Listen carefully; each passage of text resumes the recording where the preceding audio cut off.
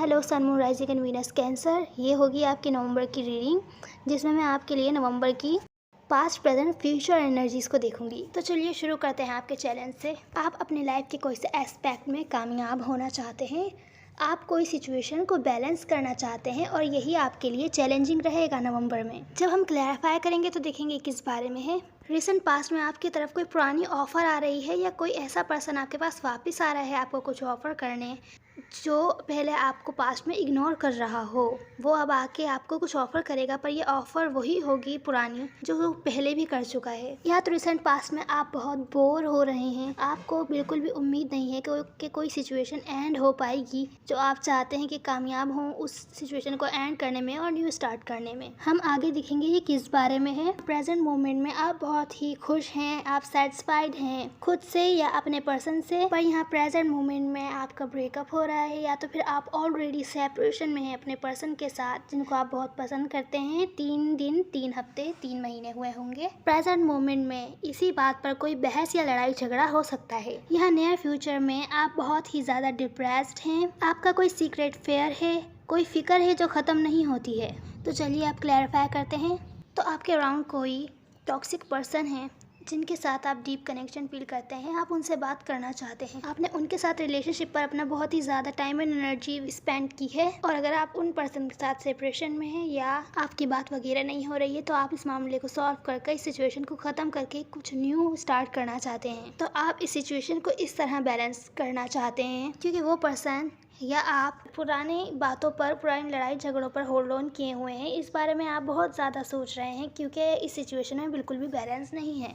और वर्क के लिहाज से यहाँ कोई एक पर्सन है जो आपको बिल्कुल भी पसंद नहीं है, जहाँ आपके वर्क प्लेस पर बहुत ही रूड, एग्रेसिव और गुरूर वाले टाइप का पर्सन है। आपको डर है कहीं ये आपने जितने भी अपने काम में एफर्ट्स करे हैं कहीं ये पर्सन उसका फ़ायदा ना उठाए, तो आप इस सिचुएशन को ख़त्म करके न्यू स्टार्ट करना चाहते हैं। ये मैसेज भी आप में से कुछ के लिए हो सकता है। जिस टाइप की भी ये सिचुएशन है, आप इसमें फॉरवर्ड मूवमेंट चाहते हैं। इस सिचुएशन में बिल्कुल भी ग्रोथ ना होने की वजह से आपको बहुत ही ज़्यादा बर्डन फील हो रहा है। तो रिसेंट पास्ट में कैंसर आप बहुत बोर इस वजह से हैं कि लगता है कोई एंडिंग हुई है आपके पर्सन के साथ, आप सेपरेशन में हैं या तो फिर उन पर्सन ने आपको कोर्ट में छोड़ दिया है या आपने उनको कोर्ट में छोड़ दिया था, पास में हुई थी, तो आप अभी सेपरेशन में हैं और आप बहुत बोर हैं। आपको आपकी सारी विशेष, आपके सारे ड्रीम्स बेकार लग रहे हैं। अब आपको बिल्कुल भी उम्मीद नहीं है कि ये पर्सन आपके पास आएगा वापस या आप इस पर्सन के पास वापस जा पाएंगे। आपको बिल्कुल भी उम्मीद नहीं थी और लगता है आपने रिसेंट पास्ट में अगर इस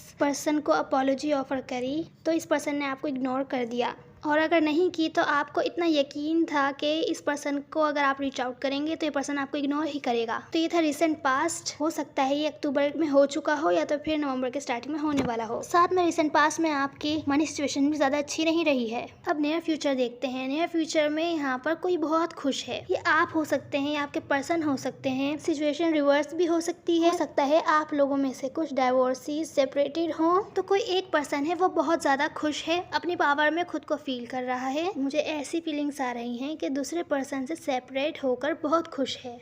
कोई यहाँ रीच आउट होना चाहता है, अपॉलॉजी ऑफ़र करना चाहता है और कुछ स्टेबल ऑफ़र करना चाहता है। पास में जो कुछ भी हुआ भुलाकर कुछ न्यू स्टार्ट करना चाहता है। मुझे लगता है कि ये आप हैं क्योंकि आपका चैलेंज है कि सिचुएशन को बैलेंस करें, तो आप अपॉलॉजी ऑफ़र करना चाहते हैं, आप रीच आउट होना चाहते हैं, और ये पर्सन जो है ये सेपरेट होकर आपसे बहुत ज़्यादा खुश है, खुद में सेटिस्फाइड है। हो सकता है ये कोई एयर साइन हो जिससे आप डील कर रहे हैं। और प्रेजेंट मोमेंट में लगता है कि जब आपने इस पर्सन को अपॉलॉजी ऑफ़र करी तो इस पर्सन ने एक्सेप्ट नहीं किया और बहुत ही ज़्यादा मिसकम्युनिकेशन हुई, एग्रेसिव कम्युनिकेशन हुई, और आपके पास कोई चॉइस नहीं रही कि आप एक कदम पीछे रहें और वेट करें इस पर्सन का कोई एक्शन ना लें। पर क्योंकि ये पर्सन मूव ऑन हो चुका है लगता है, तो इस वजह से बहुत ही ज़्यादा कॉन्फ्लिक्ट्स हुए यहाँ पर प्रेजेंट मोमेंट में। हुए कह लीजिए होंगे। तो यहाँ नियर फ्यूचर में कोई बहुत ज़्यादा डिप्रेस्ड है क्योंकि उसको पता चला है या किसी ने बताया है कि उसे क्या प्रॉब्लम थी, कि उसका हार्ट ब्रेक क्यों हुआ था,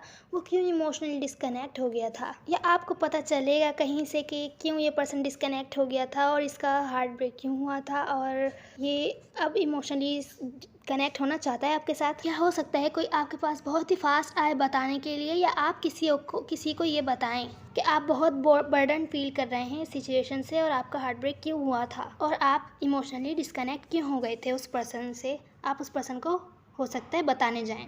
तो नियर फ्यूचर में कैंसर आपको बहुत ज़्यादा डर है, बहुत ज़्यादा फिक्र है कि सिचुएशन बैलेंस नहीं हो पाएगी, क्योंकि ये पर्सन कुछ और चाहता है, आप कुछ और चाहते हैं। एक पर्सन चाहता है स्टेबिलिटी और एक पर्सन चाहता है पैशन। हो सकता है आप किसी फायर या अर्थ साइन से डील कर रहे हों, या हो सकता है आप किसी लियो से डील कर रहे हों, क्योंकि मुझे लियो की रीडिंग भी आपकी ही जैसी लग रही है, मैच हो रही है। आप चाहें तो चेक कर सकते हैं। तो यहाँ प्रेजेंट मोमेंट में कोई कुछ सवालों के जवाब जानना चाहता है जो शायद आप देना नहीं चाहते। तो यहाँ नियर फ्यूचर में शायद आपको लगे कि सब कुछ ख़त्म हो गया है, पर अभी ख़त्म नहीं हुआ है, या इस रिलेशनशिप जो जिससे आप डील कर रहे हैं इसे ट्रांसफॉर्म होकर कुछ न्यू तरीके से स्टार्ट होना था जो नहीं हुआ है। अभी आप वेट कर रहे हैं और ये जो न्यू बिगिनिंग है या जो कुछ भी आप चाहते थे बैलेंस लाना इस सिचुएशन में, वो डीले हो गया है। नियर फ्यूचर में बहुत ज़्यादा कन्फ्यूजन हो रही है, बहुत ज़्यादा कन्फ्यूजन है। कोई ब्लाइंड फोल्डेड है अपने नेगेटिव थॉट्स की वजह से, उसे कम्युनिकेशन इनिशिएट करने में प्रॉब्लम हो रही है। ये आप भी हो सकते हैं या हो सकता है आपके पर्सन हो,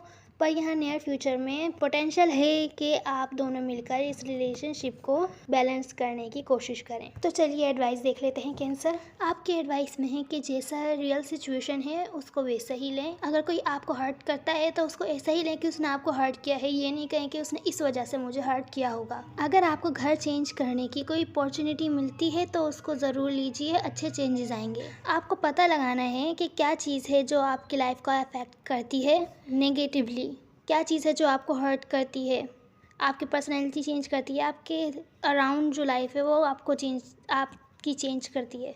और बेहतर होगा छोटे डिसऑनेस्ट लोगों से बचिए, जो आपसे यंग हों, आपसे छोटे हों, उनकी बातों में नहीं आइए। जहां आप चल रहे हैं चलते रहिए, आपको कामयाबी ज़रूर मिलेगी, बस थोड़े सब्र की ज़रूरत है। उम्मीद है आपको हेल्प मिली होगी कैंसर। ये भी याद रखिए कि टाइम के साथ साथ एनर्जी चेंज होती रहती हैं। मेल फीमेल मैटर नहीं करता, ये सब एनर्जीज़ होती हैं। उम्मीद है आपको अच्छा लगा हो। Now see in the next one. God bless you.